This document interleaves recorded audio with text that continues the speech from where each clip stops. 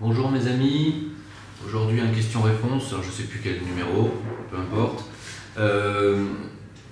Vous me posez beaucoup de questions par rapport à Éric Zemmour, l'intégration, est-ce que Éric Zemmour est un raciste, est-ce que l'immigration des musulmans est possible, est-ce qu'il y a vraiment un grand remplacement, est-ce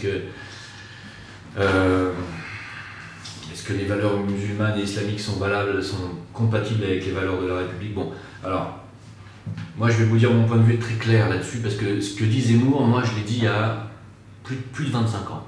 C'est pas pour me vanter de quoi que ce soit, parce que moi je suis né dans le 9-3.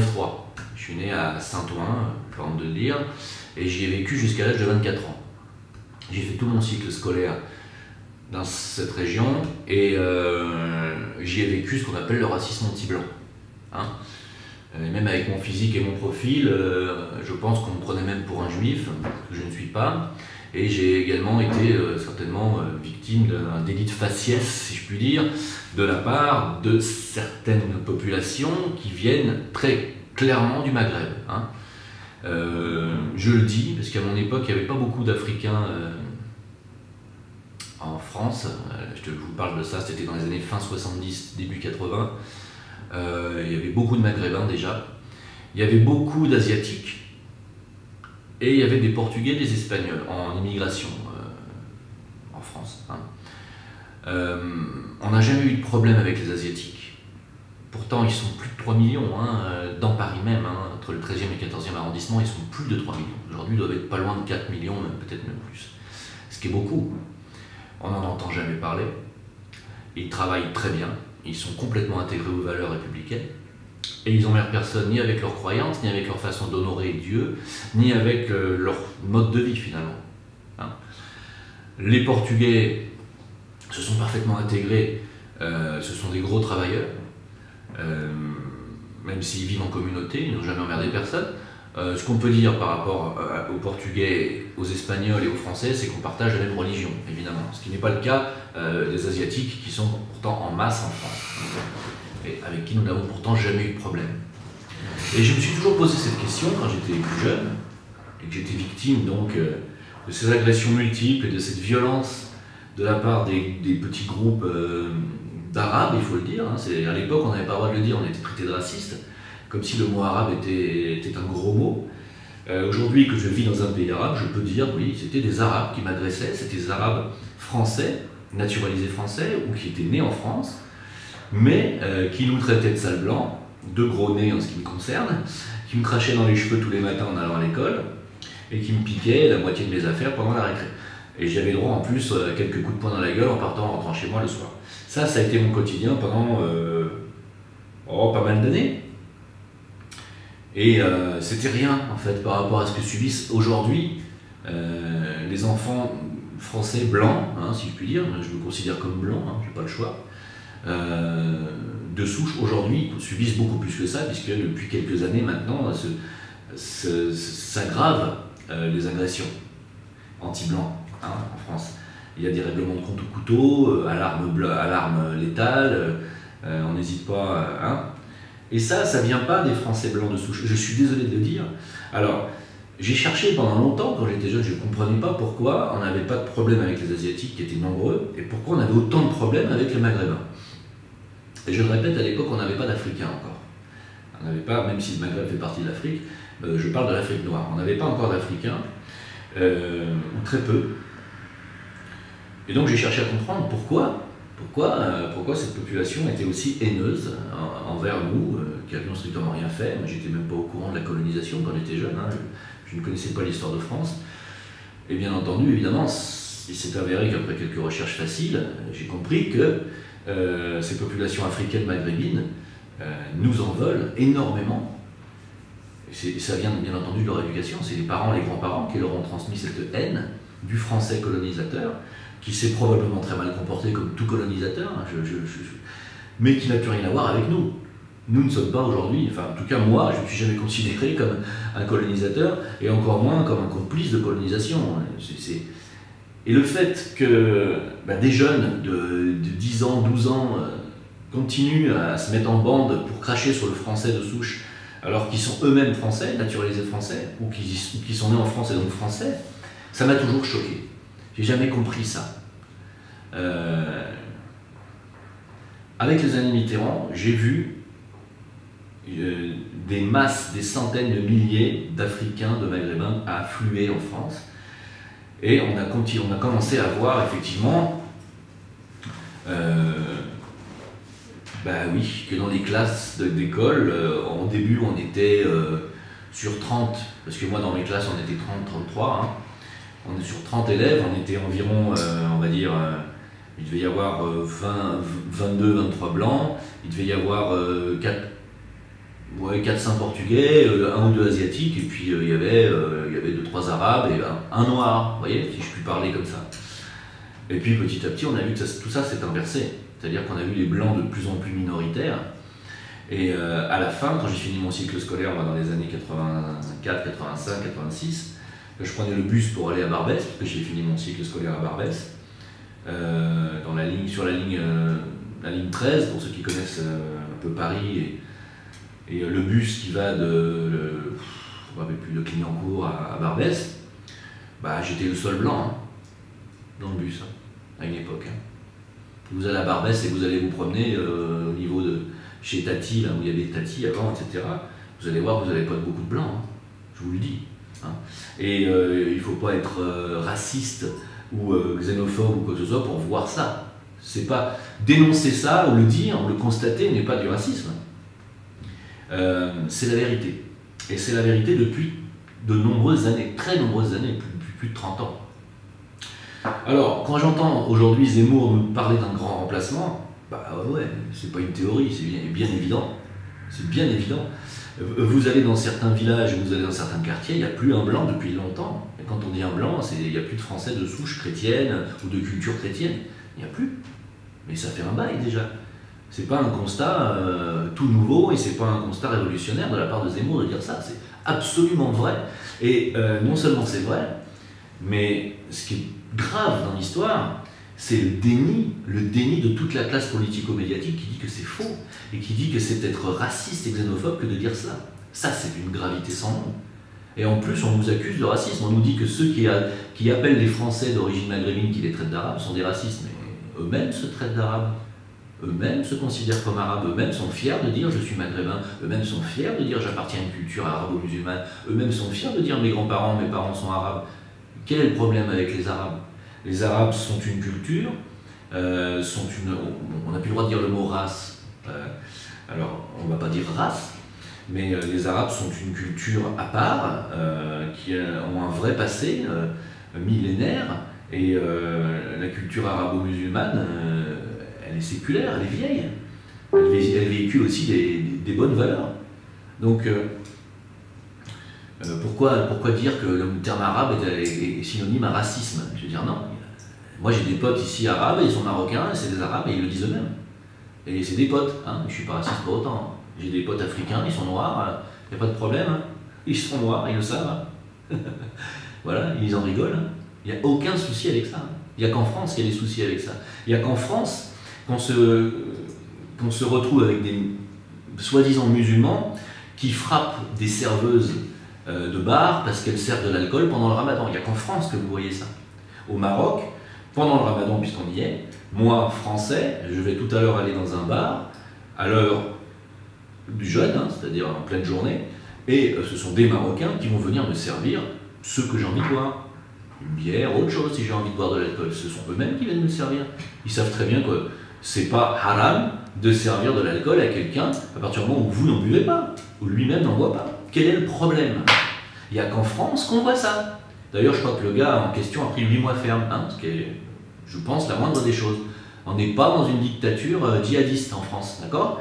Voilà. Alors après, il y a du racisme anti-blanc, il y a de la haine anti-français de la part de beaucoup d'Arabes et de beaucoup d'Africains.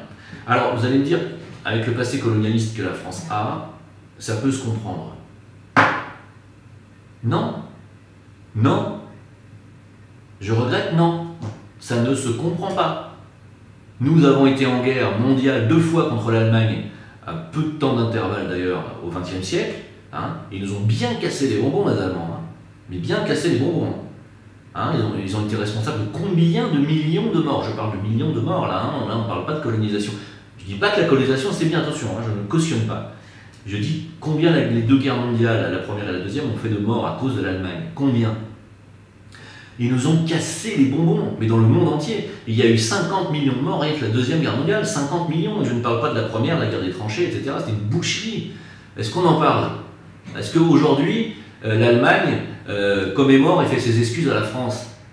Est-ce que les Français sont haineux envers les Allemands aujourd'hui? Est-ce qu'on les traite encore de salboches ou de je ne sais quoi? Non. Fini ce temps-là. Pourtant, c'était il n'y a pas si longtemps que ça, la Deuxième Guerre mondiale. C'était bien plus proche que la colonisation. Il serait peut-être temps, à un moment donné, de pardonner, de passer à autre chose. Surtout quand vous êtes né en France et que vous êtes français, que votre passeport, quand vous le regardez, vous n'êtes pas, même si vous vous appelez Mohamed machin ou je ne sais quoi, c'est marqué République française, vous êtes français, monsieur. Alors vous oubliez vos vieux griefs, qui ne vous concernent même pas, parce que vous n'êtes même pas né à l'époque coloniale. Hein, vous n'êtes pas né à cette époque-là, vous n'avez pas connu ça. Oubliez. Passez à autre chose. Aujourd'hui, les Français, franchement, ne demandent qu'à vous accueillir, à accueillir des gens qui viennent travailler, s'intégrer à leurs valeurs, et vous êtes là à leur cracher dessus, à cracher sur le drapeau français, hein, à crier Allah Akbar dès que vous égorgez quelqu'un, mais c'est minable. Ça, c'est pas les valeurs de l'islam. Je tiens à rappeler que dans l'islam, parce qu'on me parle d'islam, je tiens à rappeler que dans l'islam, l'islam veut dire aussi le respect de l'autre. Hein. C'est très important. L'islam veut dire paix, d'abord, d'une part, donc pas d'agressivité, ce serait déjà la moindre des choses. Deuxièmement, l'islam veut dire aussi respect des valeurs des autres, et surtout des autres croyances. Donc, et je le répète encore une fois, je vous signale que l'islam et la chrétienté ont le même Messie, alias Jésus, Issa pour les musulmans, et que nous sommes donc frères de croyance. Nous sommes frères religieusement et nous sommes frères spirituellement. Il ne devrait pas y avoir de conflit entre tout ce qui est musulman de souche ou de culture et tout ce qui est chrétien de culture et de souche. Il ne devrait pas y avoir. On devrait être fraternellement assis les uns à côté des autres.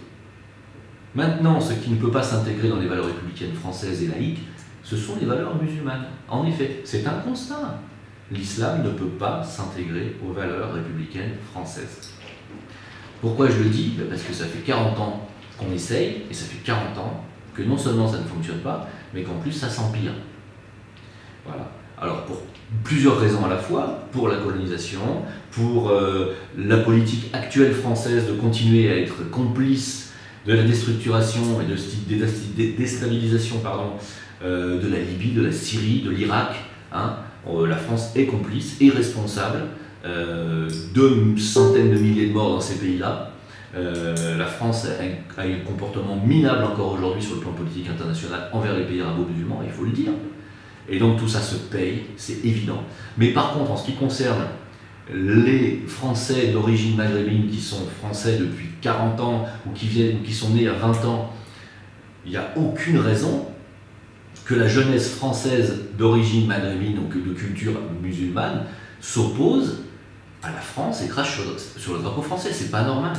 C'est pas normal. Ah, c'est pas normal du tout. Ah non, non, c'est absolument pas normal. Il y a quelque chose qui tourne pas rond chez vous. Si vous détestez la France à ce point-là, partez, retournez dans un pays musulman. Si votre but c'est de foutre la France à feu et à sang, à ce moment-là, vous vous déclarez la guerre. Et donc vous ne méritez pas la nationalité française. Il faut être clair avec soi-même aussi. Hein. Quand on parle de déraciner, pourquoi croyez-vous que, justement, les Français d'origine arabe, les Français d'origine maghrébine, ceux qui sont nés en France et donc naturalisés français ou qui ont le passeport français et qui sont d'origine marocaine ou algérienne, quand ils retournent l'été au Maroc, dans leur famille ou quand ils viennent en vacances, ils sont détestés, il faut le savoir. Les Marocains détestent les Français d'origine marocaine. Ils les détestent. Pourquoi? Parce que quand ils viennent au Maroc, ils ont le même comportement avec les Marocains. C'est-à-dire, on les repère, hein, on appelle ça les MRE, les Marocains résidant à l'étranger. Ce sont en fait les Français d'origine marocaine. Hein. On les voit, on les repère, hein. C'est très simple, hein, ils sont faciles à repérer, ils ont tous les mêmes lunettes, le même sac en bandoulière, le même Bermuda et les mêmes Nike. Hein, c'est facile à repérer. eh bien, quand ils se comportent comme comme des petits minables de banlieue, sauf qu'ici, bien sûr, ils ont les moyens. Hein. Ils descendent en Porsche Cayenne, allez savoir comment ils font pour avoir cette thune et cet argent-là, et ils viennent dépenser ici, et ils se prennent pour des cadors, et ils parlent mal aux serveurs, ils parlent mal aux videurs, et dans un pays comme le Maroc, où il n'y a jamais de bagarre dans les boîtes de nuit, où il n'y a jamais d'agressivité, eh ben, pendant la période de juillet-août, où on va les voir débarquer, on sait qu'il va y avoir des bagarres. Voilà, parce que ce sont des gens qui sont déracinés, qui n'ont plus de valeur et qui n'ont que de l'agressivité en eux. Alors je ne parle pas pour tous, je parle toujours en généralité, attention, hein, j'ai rencontré des MRE, c'est-à-dire des Français d'origine maghrébine, qui sont très sympathiques, heureusement il y en a beaucoup aussi. Moi je parle toujours en généralité. Hein. Mais je tiens à rappeler quand même qu'au Maroc, il y a 80 000 Français résidents, dans tout le Maroc, hein, sur tout le territoire marocain. 80 000 Français. Eh bien, si je parle avec des Marocains, ils vont me dire qu'on est beaucoup trop. Ils considèrent qu'on est trop. Marrakech, par exemple, qui est une ville très touristique et qui est une ville maintenant qui est prisée par beaucoup de Français, parce que c'est très agréable d'y vivre, ils considèrent qu'il y a trop de Français. Les Marrakechis considèrent que les Français sont trop nombreux à Marrakech. Ils parlent de résidents, hein, ils parlent de Français qui sont toujours là. Hein. Il y en a beaucoup qui viennent pour le tourisme sexuel, il y en a beaucoup paraît-il beaucoup, moi je ne les ai jamais vus, qui viennent pour la pédophilie. Bon, si j'en croise un, je vous assure qu'il va s'en rappeler. J'ai jamais rencontré ni côtoyé de Français pédophiles. Hein. Mais il y en a, certainement. Et quand un Français ici se fait coincer pour pédophilie et se retrouve en tôle, parce qu'on les met en prison, ici c'est pas comme en France, hein, ils sont pas ministres, ici. Ouais, il fallait bien que je la balance celle-là, parce que ici, les pédophiles ne sont pas ministres, ils sont en prison. Hein. Quand on les chope, et qu'on dit, ah bah ça y est, il y a encore un Français qui a été chopé pour pédophilie, c'était le mec qui tenait tel restaurant, ah bon, bah on ne savait pas. Bah de suite, les Marocains, il y en a marre de ces Français, il y en a marre de ci, il y en a marre de ça. On est, je répète, 80 000 sur tout le territoire marocain, et on est à Marrakech, je crois 15 000 ou 20 000. Hein. Ce qui n'est pas beaucoup. Alors maintenant, mes amis marocains, puisque cette vidéo, je sais qu'il y a pas mal de Marocains qui les regardent, mes vidéos, je tiens à profiter de cette occasion pour vous dire que vous considérez qu'on est trop nombreux, à 20 000 Français dans une ville comme Marrakech peut-être. Vous savez combien il y a de Maghrébins, de Marocains ou d'Algériens ou d'Arabo-musulmans en France depuis 40 ans? Vous voulez qu'on fasse le compte? Il n'y en a pas 20 000, il n'y en a pas 200 000, il n'y en a pas 2 millions. Il y en a au moins 10 millions. D'accord? C'est-à-dire un sixième de la population française. Pour qu'aujourd'hui on parle de grand remplacement du peuple français de souche, c'est bien qu'il y a une masse d'immigrés. Masse. Alors ils ne sont pas tous d'origine maghrébine, mais il y a énormément de Maghrébins en France, énormément d'Africains. Et en Belgique, c'est pareil. Hein.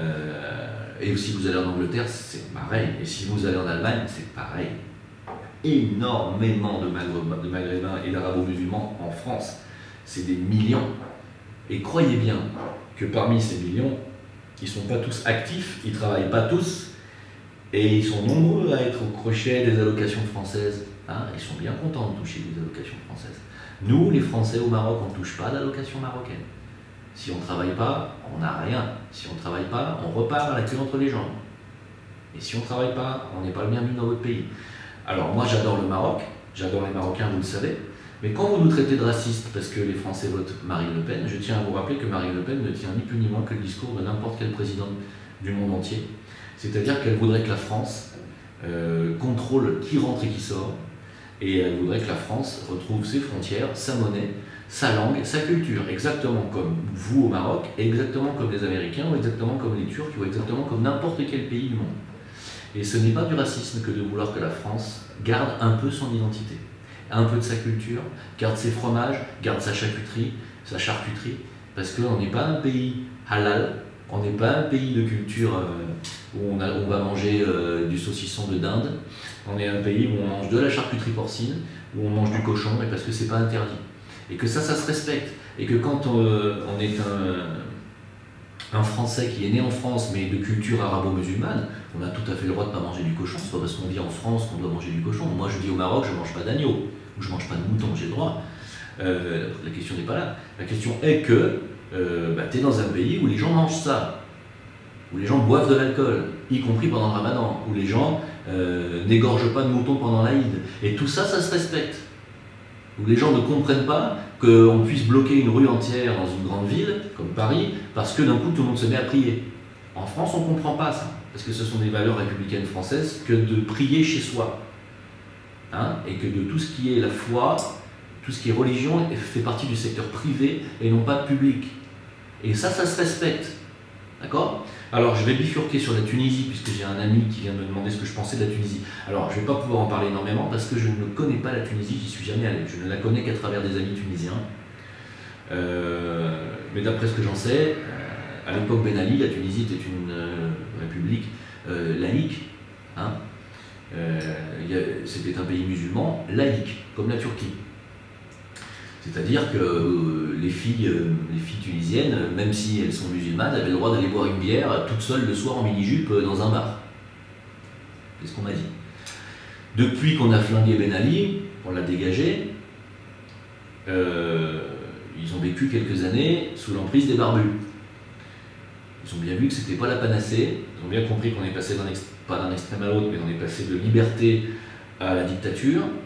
Et aujourd'hui, la Tunisie revient à un équilibre à peu près.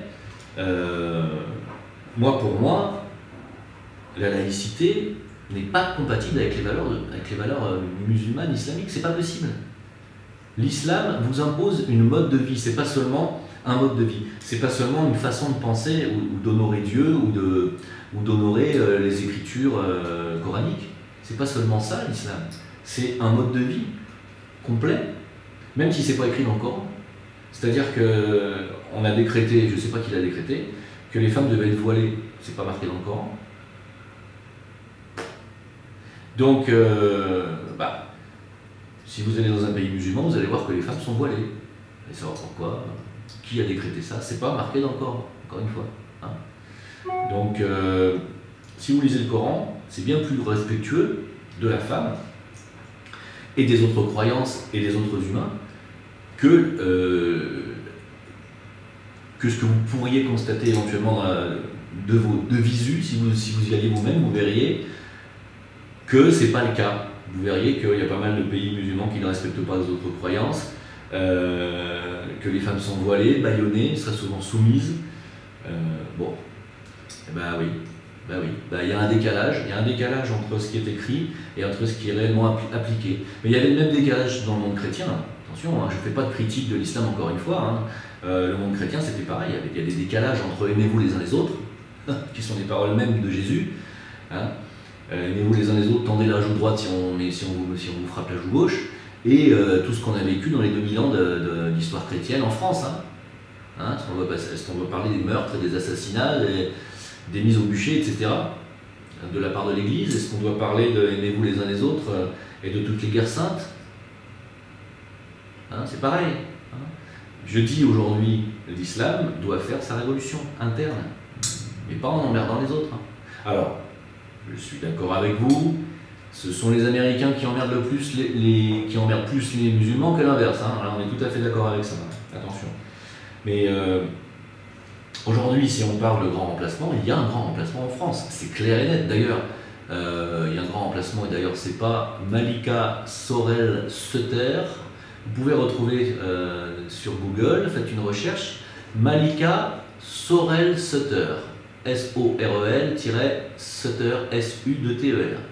Elle a été commanditée par le gouvernement français, elle est membre du Haut Conseil à l'intégration, hein, et donc on lui a demandé de faire une étude sur l'intégration des immigrés en France. Et en fait, les ordres ont été très très clairs. Il fallait traquer les Français de souche. Il faut traquer les Français de souche culturelle européenne et leur propension à discriminer l'autre. Le but étant bien entendu de faire taire, comme disait Bernard-Henri Lévy, le coq gaulois. Voilà, on veut bâillonner le Français de souche, bâillonner le Gaulois de souche, pour le remplacer par autre chose. Alors quand je dis autre chose, c'est pas automatiquement des Maghrébins, c'est pas automatiquement des musulmans, on a aussi des Serbes, des Croates, des Roumains, on a de tout. Hein. La question n'est pas là. Mais il y a un remplacement du peuple français de souche qui est évident. Et vouloir le nier est soit un mensonge absolu et un mensonge d'État, comme c'est le cas depuis des années de la part de la politique française, que ce soit la gauche ou la droite. Hein. Juppé est un gros menteur. Hein. Dans les années 90, il disait qu'il fallait absolument arrêter l'immigration, et maintenant il dit tout l'inverse. Pourquoi? Parce qu'il sait qu'il a des chances d'être élu, et qu'il doit faire partie du système, et il doit représenter la parole du système. Il vient d'être convoqué au Bilderberg l'année dernière, ce qui veut dire que le système veut que ce soit lui le prochain président. Donc il doit parler d'une seule voix, et il doit dire ce qu'on lui a dit de dire, et rien d'autre. Hein. Si vous votez pour Juppé, c'est que vous êtes vraiment des crétins. Hein. Là, pour le coup, si c'est Juppé le prochain président de la France, je pense que je ne m'occuperai plus de l'avenir de la France. Hein.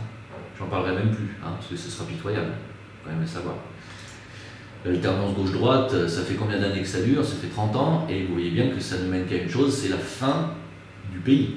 Hein. Il faut arrêter. Et arrêter urgemment avec cette alternance gauche-droite. C'est la même chose. Hein. Voilà, ça c'était la petite parenté politique. Donc voilà. Donc en fait, leur but, ils s'en foutent si les musulmans ne s'intègrent pas, ou si les arabo-musulmans ne s'intègrent pas en France, ils n'en ont rien à carrer. Ils veulent tout simplement que les Français de souche et d'origine culturelle chrétienne dégagent, se taisent ou dégagent. Donc pourquoi font-ils cela?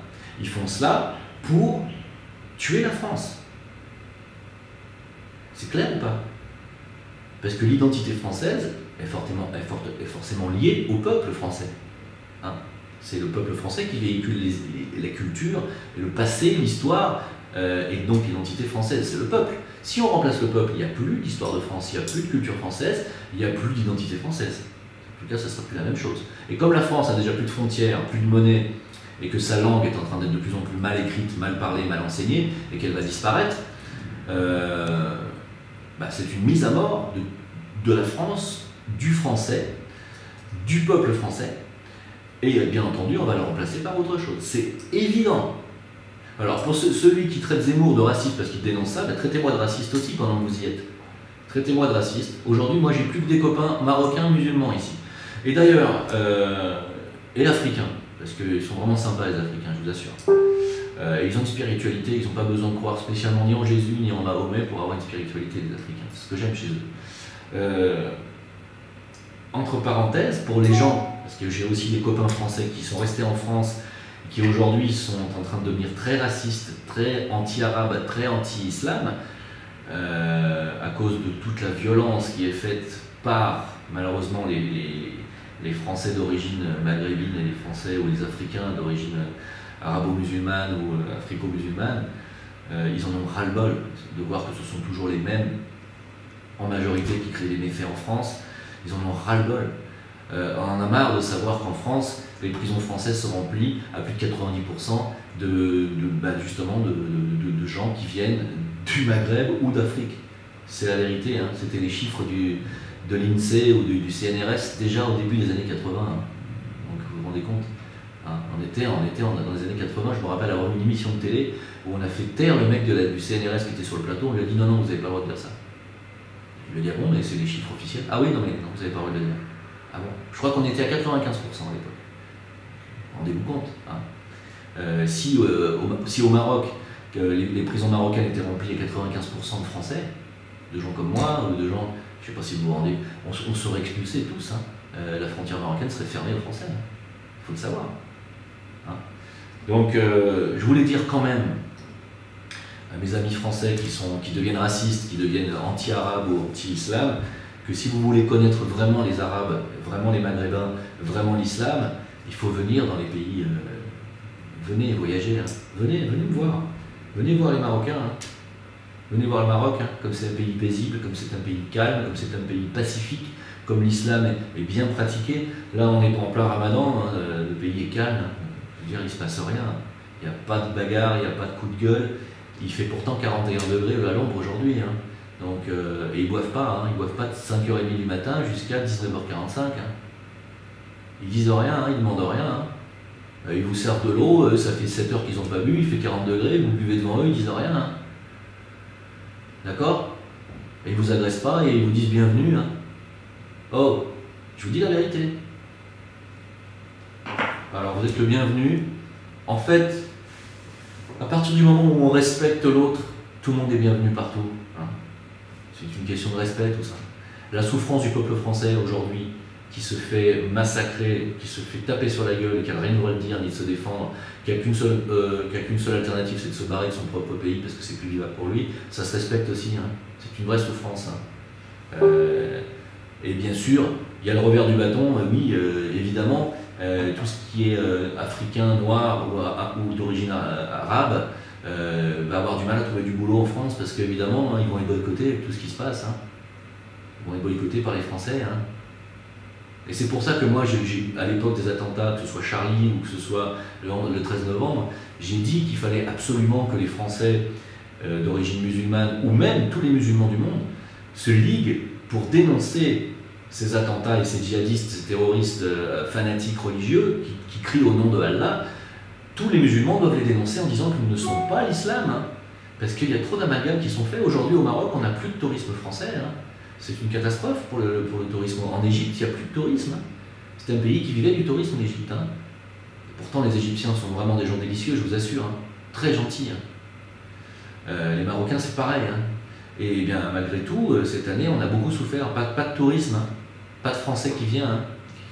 Et pas de Français qui viennent. Pour aller juste.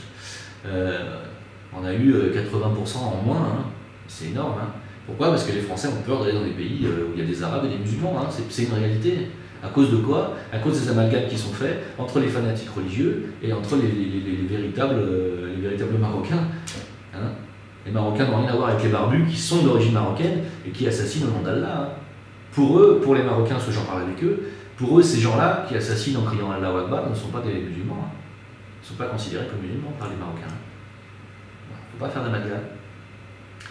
Donc je pense que c'est en se rencontrant, en parlant,